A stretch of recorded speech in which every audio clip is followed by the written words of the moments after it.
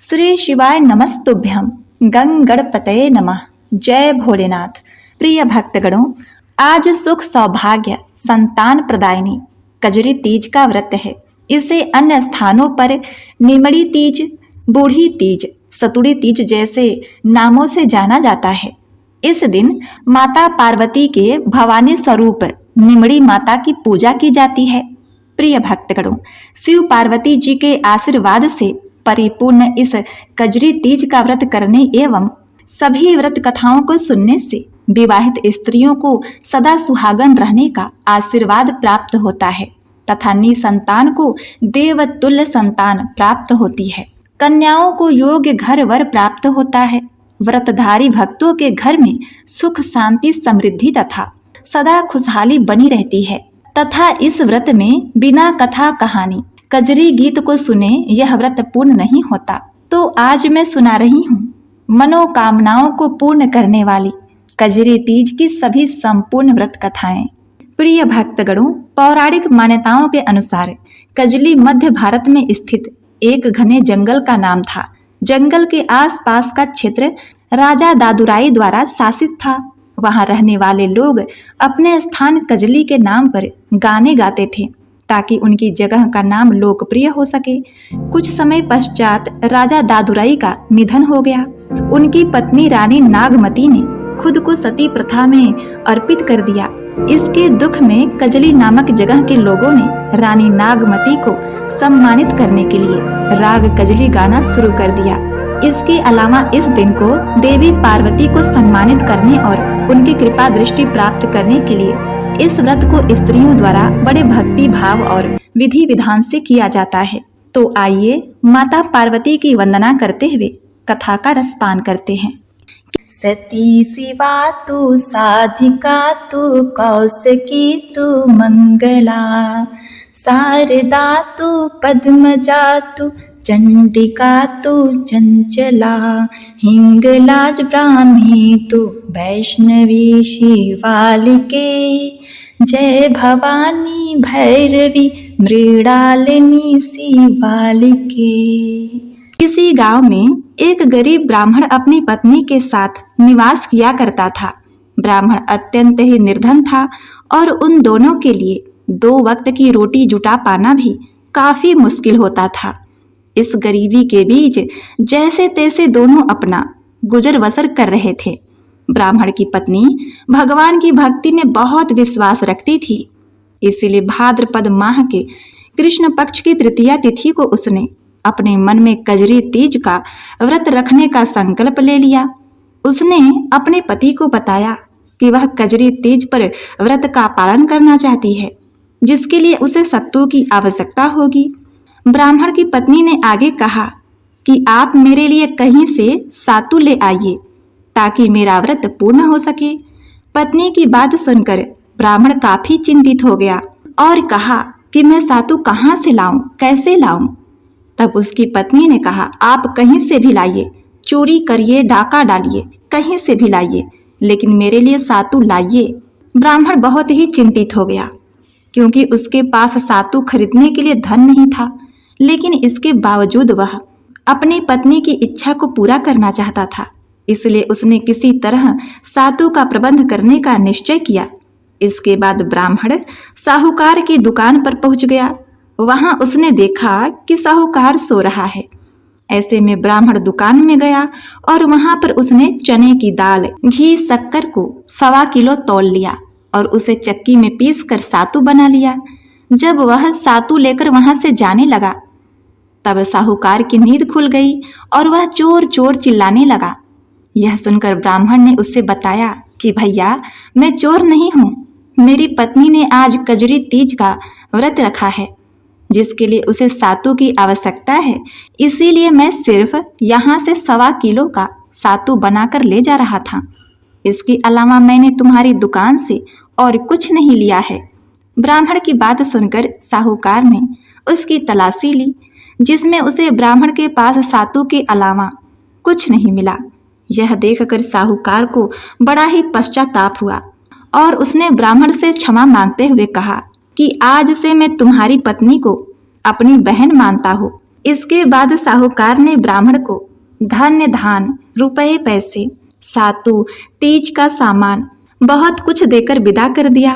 इस प्रकार भगवान शंकर और माता पार्वती के आशीष से ब्राह्मण की पत्नी का व्रत पूर्ण हुआ और शिव शिवा की कृपा से उनके घर में धन्य धान का भंडार भर गया। अब सुनिए निमड़ी माता की चमत्कारी कथा। एक साहूकार था, उसकी 2 बेटियां थीं, एक बड़ी और एक छोटी। छोटी बेटी सबकी लाडली थी। बड़ी बेटी को उसकी सौतेली माँ बहुत दुख देती थी। भादों का महीना आया, बड़ी तीज आई, सब स्त्रियां निमड़ी माता की पूजा करने लगी। बड़ी बेटी निमड़ी माता की पूजा करके बोली, हे निमड़ी माता, मुझे तुम्हारे समान सबके साथ मीठी मीठी रखना। ऐसे करते करते बहुत दिन हो गए। एक दिन सब सहेलियां खेल रही थीं। तब बात बात में एक बोली, जब मेरा ब्याह होवे तब मुझे अच्छा घर-बर चाहिए। दूसरी बोली, मुझे तो राजा का घर चाहिए। छोटी बोली, मैं बाप की लाडली हूँ, इसीलिए वे मुझे अच्छा घर देखेंगे। बड़ी बेटी बोली, मैं तो आप कर्मी हूँ, मेरे भाग्य में जो लिखा होगा वैसा मुझे मिलेगा। दोनों की बातें साहूकार घर में बैठा बैठा सुन रहा था। एक दिन साहूकार ने अपनी बेटियों को बुलाकर पूछा, तुम आप कर्मी हो या बाप कर्मी हो? तब बड़ी बेटी बोली, मैं आप कर्मी हूँ। छोटी बेटी बोली, मैं बाप कर्मी हूँ। साहूकार को बड़ी बेटी पर बहुत क्रोध आया। थोड़े दिनों के बाद साहूकार बेटियों के लिए वर देखने के लिए निकला। छोटी बेटी की सगाई राजा के यहाँ की और बड़ी बेटी की सगाई एक गरीब साहूकार के लूले पागल बेटे के साथ की। दोनों बेटियों का विवाह किया और उन्हें सीख दी। छोटी बेटी को बहुत सारा दान दहेज दिया, साथ में मिठाई का छावा बांध कर दिया और बड़ी बेटी को 2-4 टूटे फूटे बर्तन और ठंडी रोटियों का छावा बांध कर दिया। दोनों बारातें रवाना हुई। राजा की बारात 5-10 कोस आगे चलकर रात में एक जगह ठहरी। सभी बारातियों को भूख लग गई। तब सभी लोगों ने सोचा कि साहूकार ने जो मिठाई बांध कर दिया है खोलकर खा लेते हैं। जब लोगों ने छावा खोला तो देखा तो अंदर से बासी रोटी के टुकड़े निकले। तब सब लोग साहूकार को गाली देने लगे और कहने लगे, वाह रे समधी जी, साथ में दिए तो बासी रोटी के टुकड़े। आगे राजा जब अपने राज्य में पहुंचे तो राजा के राज्य पर शत्रुओं ने हमला कर दिया और राज्य छीन लिया। राजा को गरीबी आ गई। सब लोग बहू को कोसने लगे कि तुम्हारे पैर पड़ते ही हम लोगों का सत्यानाश हो गया। उधर बड़ी बेटी का ठंडी रोटियों का छावा मिठाई में बदल गया। टूटे फूटे बर्तन सोने चांदी के हो गए। लूला पागल पति अच्छा हो गया। घर जाते ही व्यापार बढ़ गया। बहू का ससुराल वाले बहुत लाड प्यार करने लगे। बहुत दिन हो गया। तब पहला सावन आया तो साहूकार ने सोचा कि चलो बेटियों को विदा करा कर लाता हूँ। अब साहूकार छोटी बेटी के ससुराल पहुंचा। वह यात्रा से थक चुका था तो वह चलने के बाद एक कुएं पर विश्राम करने लगा। उस कुएं पर पानी भरती स्त्रियां बोल रही थीं कि देखो कि राजा की नई बहू कितनी अपशगुनी है। आते ही राजा का राज पाठ गया। घर में गरीबी आ गई। लोग दाने दाने को मोहताज हो गए। यह सुनकर साहूकार को चिंता हो गई और मन में बोला, मैंने तो बेटी को सब अच्छा देखकर ब्याहा और ऐसे कैसे हो गया। साहूकार को बहुत दुख हुआ, बहुत पछतावा हुआ कि मैंने बहुत दिया, अच्छा घरवर देखा, पर उसके भाग्य में ऐसा ही लिखा था। अब साहूकार पूछता पूछता जंगल में बेटी जवाई जहाँ रहते हैं वहां गया। वहां जाने पर सास ससुर बोले कि आपकी बेटी हम लोगों की सेवा नहीं करती है। जब से ये हमारे घर में आई है हम लोगों के घाटे बहुत लग गए हैं। आप अपनी बेटी को अभी के अभी ले जाइए।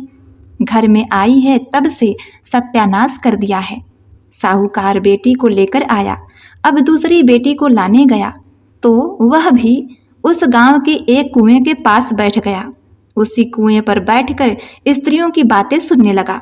वे कह रही थीं कि देखो साहूकार की नई बहू कितने शुभ पांवों वाली है।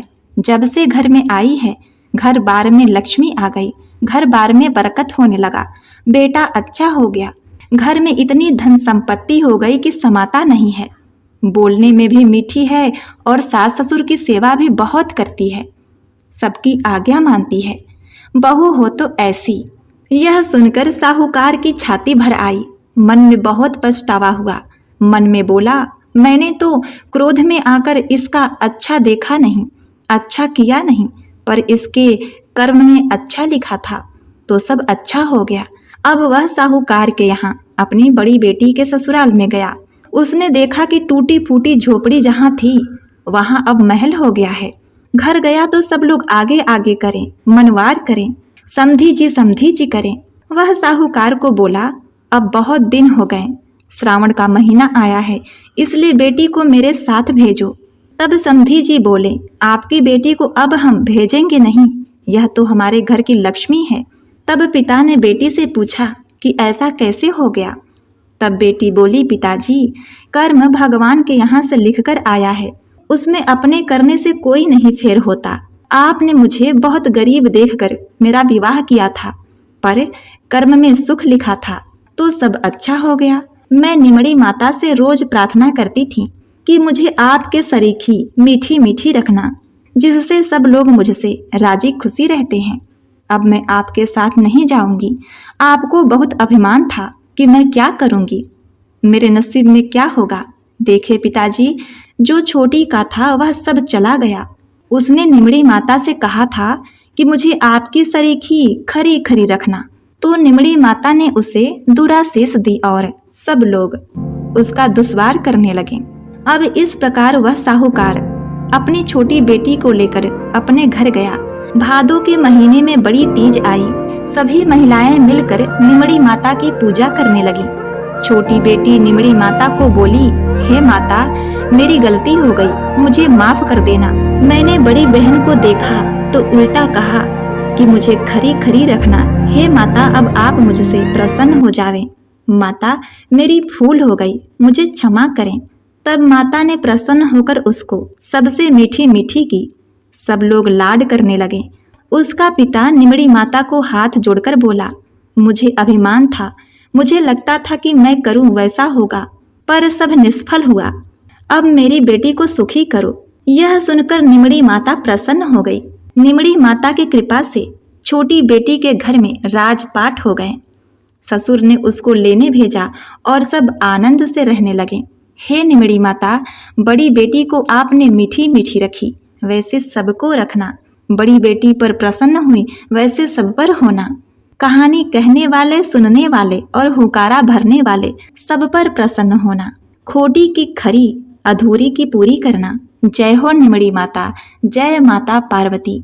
गंगा मैया 5 परग घटी जातु, बहिनी मोरी सासुर बाटीना। बहिनी मोरी सासुर बाटीना।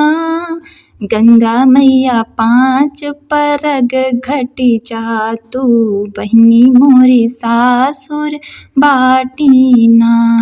अंगना बैठे मोरी मैया जी रोवे, अंगना बैठे मोरी मैया जी रोवे। मैया जी रोवे हो, मैया जी रोवे, के कर बनाऊं मैं गुजियावा, बेटी मोरी सासुर बाटीना। प्रिय भक्तगणों, अब आइए सुनते हैं कजरी तीज के दिन सुनी जाने वाली पीढ़ा पासने की कथा। यह कथा सुनना अति अनिवार्य है, इससे माता रानी बड़ी ही प्रसन्न होती हैं। एक साहूकार था, उसके 7 बेटे थे। साहूकार का छोटा बेटा वेश्या के यहाँ जाया करता था। उसकी पत्नी अपनी जेठानी के यहाँ घर का काम करके अपना गुजारा करती थी। भादवे के महीने में कजली तीज, सातुड़ी तीज का व्रत आया। सभी ने तीज माता का व्रत किया, सत्तू बनाया। छोटी बहू बहुत गरीब थी। उसकी सास ने एक छोटा लड्डू उसकी पूजा के लिए भी बना दिया। शाम को तीज माता निमड़ी माता का विधि पूर्वक पूजन करके कहानी सुनने के बाद सत्तू का पीड़ा पासने लगी। तभी उसका पति वैश्या के यहाँ से आया और बोला कि किवाड़ खोल। उसने दरवाजा खोल दिया। उसका पति बैठा भी नहीं और उसी क्षण कहा कि मुझे अभी इसी समय वैश्या के यहाँ छोड़कर आ। वह उसे वैश्या के यहाँ छोड़कर आई। ऐसा उसने 6 बार किया और 7वीं बार भी वापस आया और बोला, चल मुझे वैश्या के यहाँ छोड़कर आ, अब मैं वापस नहीं आऊंगा। 7वीं बार जब पति को छोड़कर आने लगी तब रास्ते में एक बरसाती नदी मिली। जोर से बरसात आने लगी। तब वह एक पेड़ के नीचे बैठ गई। जब वह वहां से चलने लगी तो नदी में से एक आवाज आई कि हे प्यारी बेटी, ले जा सारा सामान। उसने पीछे मुड़कर देखा तो दूध का दोना तैरता हुआ दिखा। उसने उस दोने से 7 बार दूध पीकर उसके टुकड़े कर चारों दिशा में फेंक दिए। तीज माता की ऐसी कृपा हुई कि उसके पति को पत्नी की याद आई और वह वैश्या से बोला कि मैं तो अपने पत्नी के पास जाऊंगा। वैश्या ने अपना सारा धन उसको देकर विदा किया। पति सारा धन लेकर घर आया और आवाज लगाई कि किवाड़ खोल। तो उसकी पत्नी ने कहा, अब मैं किवाड़ नहीं खोलूंगी। तब उसने कहा, दरवाजा खोल, अब मैं वापस नहीं जाऊंगा, हम दोनों मिलकर सत्तू पासेंगे। लेकिन उसकी पत्नी को विश्वास नहीं हुआ। उसने कहा, वचन दो, आप वैश्या के पास नहीं जाओगे। तब पति ने पत्नी को वचन दिया। फिर पत्नी ने दरवाजा खोला तो देखा उसका पति गहनों, कपड़ों, धन माल के साथ खड़ा था। सब सामान उसने अपनी पत्नी को दे दिया। फिर दोनों ने प्रेम से सत्तू पासा। वह जब सुबह जेठानी के यहाँ काम करने नहीं गई तो जेठानी ने बच्चों को बुलाने के लिए भेजा तो उसकी काकी गहने कपड़े से सजी धजी बैठी है और काका बैठे हैं। तो बच्चों ने पूछा, चाची कहाँ से आया यह सब? तो उसने कहा, ये तो तीज माता की कृपा है, अब मैं काम पर नहीं आऊंगी। बच्चों ने घर जाकर सारी बात बताई। सभी लोग अत्यंत ही प्रसन्न हुए।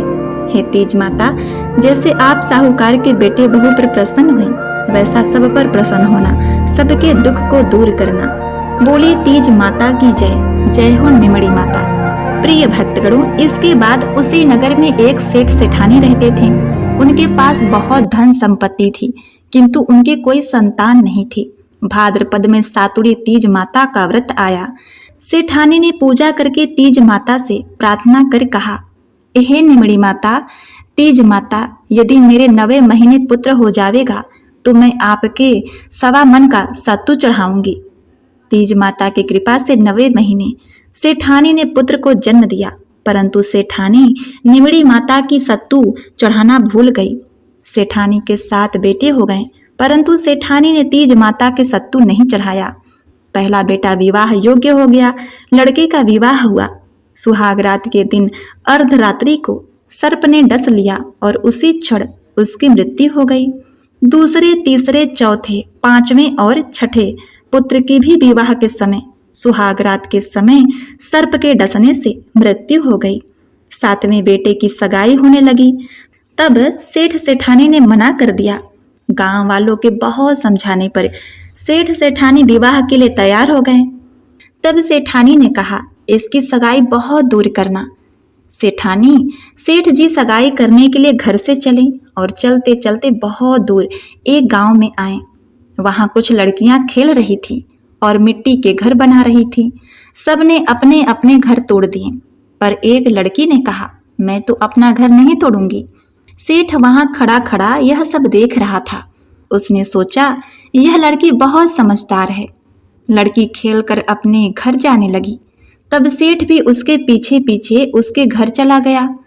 लड़की के माता पिता से मिलकर अपने लड़के की उसने सगाई कर दी और विवाह का मुहूर्त भी निकाल लिया।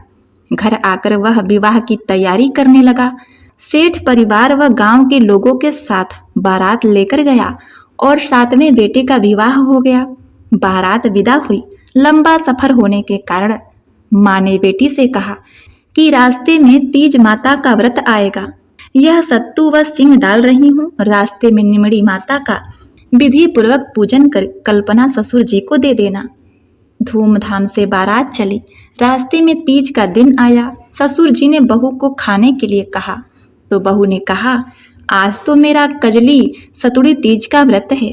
शाम को बहू ने गाड़ी रुकवाई और कहा कि मेरे को तीज माता की पूजा करनी है।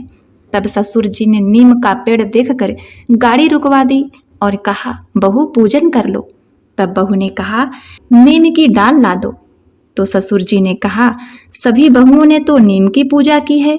पर बहू नहीं मानी, बोली मैं तो डाली का ही पूजन करूंगी। बहू के कहे अनुसार ससुर जी ने पूजन की तैयारी करवा दी। बहू निमड़ी माता का पूजन करने लगी। निमड़ी माता पीछे हट गई। बहू हाथ जोड़कर विनती करने लगी कि हे निमड़ी माता, मुझसे पीछे क्यों हटी? मेरे से क्या भूल हो गई? बहू की करुण विनती सुनकर तीज माता ने कहा कि तेरी सासू जी ने बोला कि जब मेरा बेटा हो जाएगा तो 1.25 मन का सत्तू चढ़ाऊंगी, पर 7 पुत्र हो जाने पर भी नहीं चढ़ाया। बहू बोली, माता हमारी भूल माफ कर दो, मैं आपके सत्तू चढ़ाऊंगी। मेरे 6 जेठ जी को वापस दे दो, वह मुझे पूजन करने दो।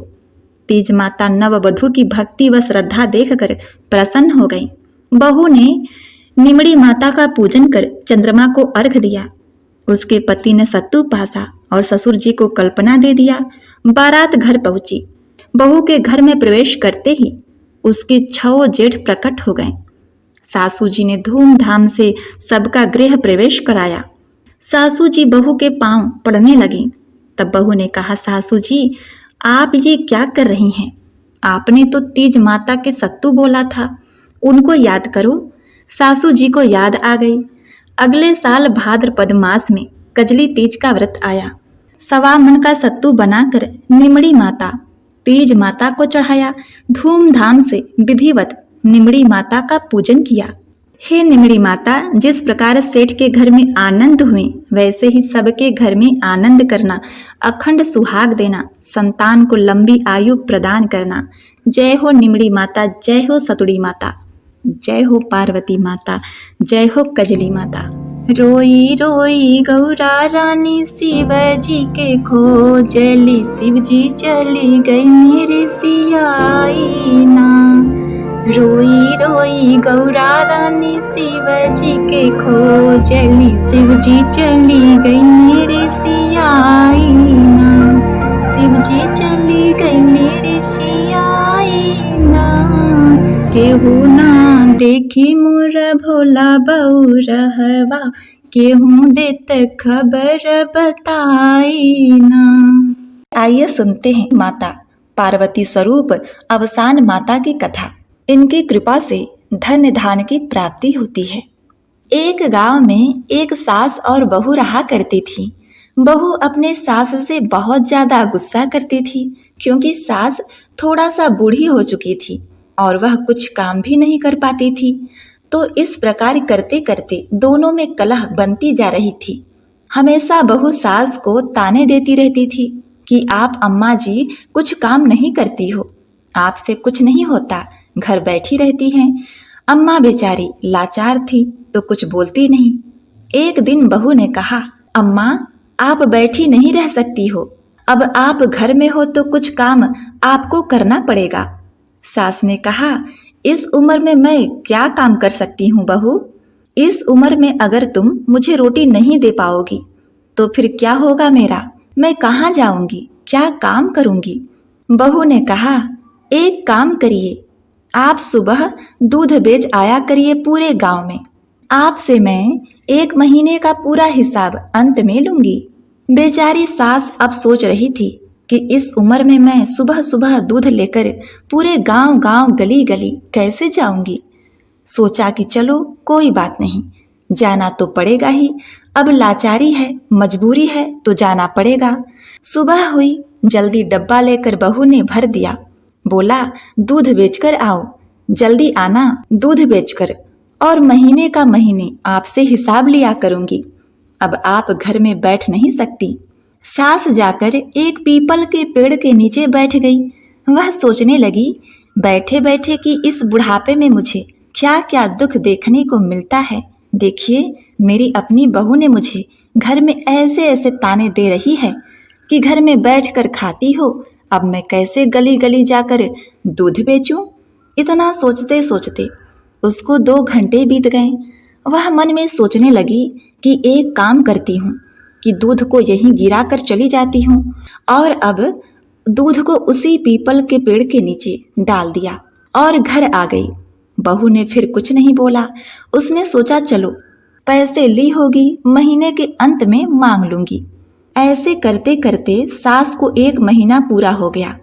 अब वह दिन आ गया जब उसको हिसाब देना था। अब वह फिर से दूध लेकर चली गई और पीपल के पेड़ के नीचे बैठ गई और रोने लगी, बहुत ज्यादा रोने लगी और बोलने लगी, अब मैं क्या करूं, कैसे घर जाऊं, बहू को हिसाब क्या दूंगी, जब मैंने कभी दूध बेचा ही नहीं तो मैं हिसाब कहाँ से दूंगी। पूरा दूध तो इस पीपल के पेड़ के नीचे डाल देती थी। अब उसके रोने की आवाज सुनकर वहां से अवसान मैया गुजर रही थी। उन्होंने देखा कि एक बुढ़िया रो रही है। वह आकर पूछने लगी, आप क्यों रो रही हो? तो बुढ़िया ने कहा कि मैं आपको क्या बताऊं, क्या आप मेरे दुख को दूर कर दोगी? बहुत कहने पर सास ने बताया कि मेरी बहू मुझे बहुत ज्यादा कष्ट देती है। तो अवसान माता ने कहा, हे बूढ़ी अम्मा, आप मुझे अपनी पूरी बात बताइए कि क्या हुआ है। तो उसने बताया कि बहू मेरे साथ बहुत ज्यादा गलत व्यवहार करती है। घर पर बोलती है कि तुम बैठे बैठे क्या करोगी, कुछ काम वाम किया करो। तो मुझे सुबह सुबह दूध बेचने भेज देती है और कहती है कि महीने होने पर तुमसे हिसाब करूंगी। अब मुझे हिसाब देने का समय आ गया। रोज तो दूध बेच नहीं पाती थी। मेरे घुटनों में इतना दर्द होता है, कमर में दर्द होता है।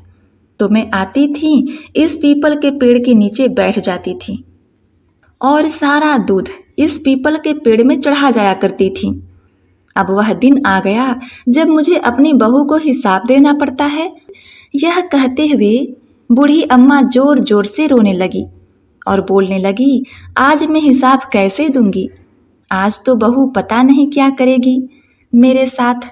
इतना सुनते ही अवसान माता थोड़ा सा दुखी हुई और बोली, बहू अपनी सास के साथ ऐसा कैसा कर सकती है। और शान माता ने कहा, एक काम करो, आप जितने भी पीपल के पत्ते हैं सूखे गिरे हुए हैं, आप लेकर अपनी आंचल में भर लो और अपनी बहू के आंचल में डाल देना। तो उस बुढ़िया ने कहा, अरे इस तरह करने से क्या मेरा दुख दूर हो जाएगा? तो माता ने कहा, हाँ जरूर हो जाएगा, और अगर तुम्हारा दुख दूर हो जाएगा तो तू अवसान माता की पूजा करना मत भूलना। तो बूढ़ी माता ने कहा, ठीक है मैं देखती हूँ, और उसने अपने आंचल में पूरे पत्ते समेट लिए, अपने घर चली गई। घर जाते ही जैसे ही पहुँचती है, बहू ने पूछा, बूढ़ी अम्मा आंचल में बहुत सारा कुछ लेकर आई है। तो बहू ने बोला, क्या बात है, अभी हिसाब देने आ गई क्या? तो अम्मा ने कहा कि हाँ, ऐसा ही समझ लो बेटा, हिसाब ही तो है। वह बहुत ही खुश हुई। बहू बोली, अरे वाह, इतना सारा पैसा कहाँ से लाई? सास ने कहा, एक काम करो बहू, अपना आंचल फैलाओ और मैं अपने आंचल में से डाल देती हूँ। तो बहू खुशी के मारे अपना आंचल फैला देती है। बहू को उसमें खूब सारे धन दौलत, पैसा रुपया, जेवर सब कुछ दिखाई देता है। तो वह बहुत ज्यादा खुश हुई। 1 महीने के दूध में इतना सारा रुपया कहाँ से, आपने कैसे किया? बूढ़ी भी बहुत चकित रह गई कि मैंने तो पीपल के पत्ते डाले थे। बूढ़ी माँ मन ही मन सोचने लगी कि लगता है अवसान माता ने दिया है। अब बहू माँ से पूछने लगी कि माता, इतने सारे पैसे कहाँ से आपको मिलते हैं? तो सास ने बहू को सारी कहानी सुनाई। बहू कहने लगी, कल से दूध लेकर मैं जाऊंगी। एक काम करो, अब मुझे बताओ कि क्या क्या आपने किया था, पूरा विधि सहित वैसे ही करूंगी, शायद अवसान माता मुझे भी दे दे। बूढ़ी अम्मा ने कहा कि करके देख लो। अब सुबह हुई, बहू भी अपना दूध लेकर आई और पीपल के पेड़ के नीचे चढ़ाकर चली आई। 1 महीना बीत गया, तब बहू जाकर बैठकर रोने लगी कि अब मैं कैसे दूंगी, क्या करूं। यह सुनकर अवसान माता बहू से पूछने लगी कि क्या हुआ। तो उसने झूठ में ही बोल दिया कि मेरी सास मुझे ज्यादा परेशान करती है, मुझसे बोलती है कि दूध बेचकर पैसे लेकर आओ। मैं क्या करूं, मैं दूध तो इसमें चढ़ा दी, अब क्या करूं। तो अवसान माता ने कहा, एक काम करो, पीपल का पत्ता अपने आंचल में भर लो और ले जाकर अपने अंगने में रख देना। उसने कहा, ठीक है। खुशी खुशी वह लालची बहू पीपल के सारे पत्ते अपने आंचल में इकट्ठा कर लेती है और भागते हुए आंगन में आई। जैसे ही उसने आंगन में डाला तो देखा उसमें बिच्छू, सांप, दुनिया भर के जीव जंतु पड़े थे और उसकी तरफ दौड़ने लगे। तब वह अवसान माता के पास गई तो माता ने कहा, तू अपने सास के साथ बहुत ज्यादा गलत व्यवहार करती थी। वह बता रही थी कि उन्हें 2 रोटी खाने को नहीं दे रही थी तू, इसीलिए तुम्हारे साथ ऐसा हुआ है। तो वह बहू अवसान मैया से हाथ जोड़कर क्षमा मांगने लगी। प्रिय भक्तगणों, माता बड़ी दयालु हैं। उसको रोते हुए देखकर उसे क्षमा कर दिया और कहा, अपनी सास की खूब सारी सेवा करो, अच्छे से घर में मिल बांट कर दोनों लोग रहो और गुरुवार आए तो अवसान माता की पूजा कर अवसान मैया की आरती करो, अवसान माता की कथा सुनो, तुम्हारे घर में धन दौलत की कमी नहीं रहेगी। बहू ने अपनी सास से क्षमा मांगा और घर में दोनों खुशी खुशी रहने लगे। खूब विधि विधान से आवाहन कर अवसान माता का गीत गाकर पूजा किया।